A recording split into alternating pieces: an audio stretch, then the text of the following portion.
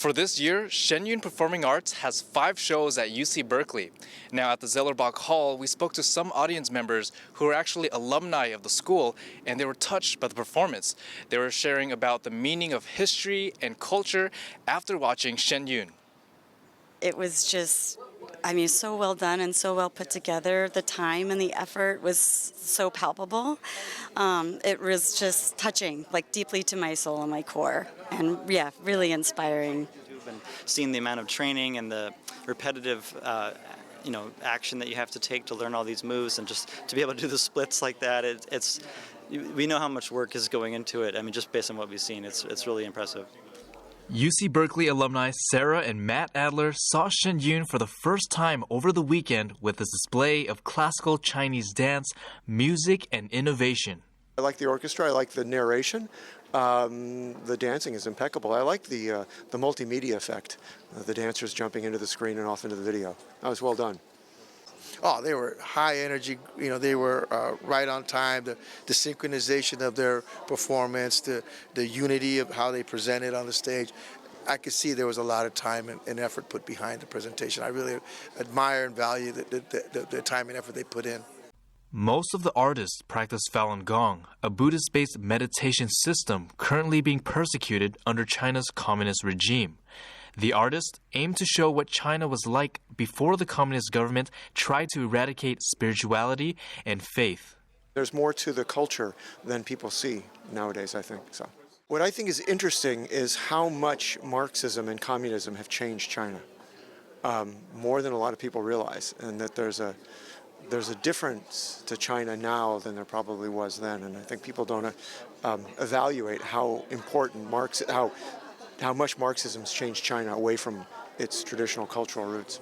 We live at a time that it's really almost a crossroads between good and evil. Which way are we going to go? And they clearly saw the time of renewal in the world, where people believe in God, believe in goodness, believe in spirituality, and they showed it in their dance and in the images on the screen. So it is a time where we're all waiting for a Messiah to come, or the true man to come, to teach us truth, beauty, and goodness.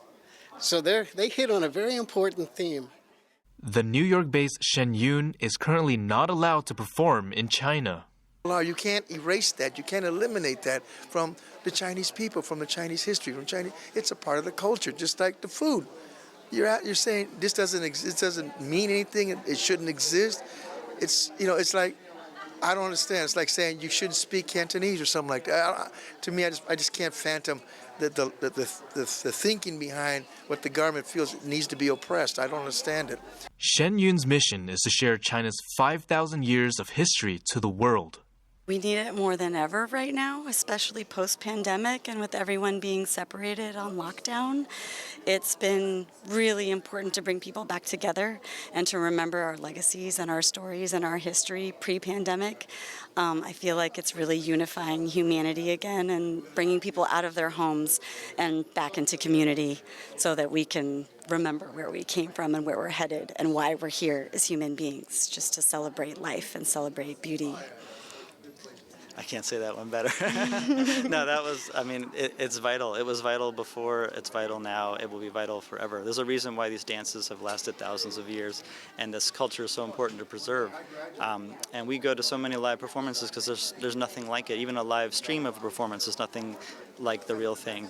So just to be in the room and to see anything that's right on the stage is one of a kind. That's why we're here today, and yeah, I'd want to go as often as possible. Reporting in Berkeley, California, David Lam, NTD News.